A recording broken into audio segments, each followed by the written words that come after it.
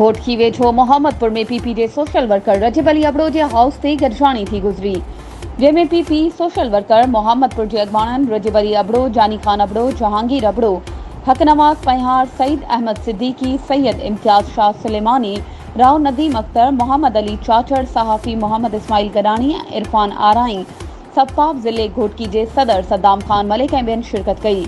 Meeting में अहम फ़ैसिला कया विया। उन मौक़े ते अॻवाननि ख़िताब कंदे चयो त असांजो फ़र्ज़ु आहे पाण में गॾु थी ग़रीब माण्हुनि जी मुमकिन मदद कयूं ऐं पाण खे वधीक मज़बूत करण लाइ हिक ॿिए जो साथ ॾियूं।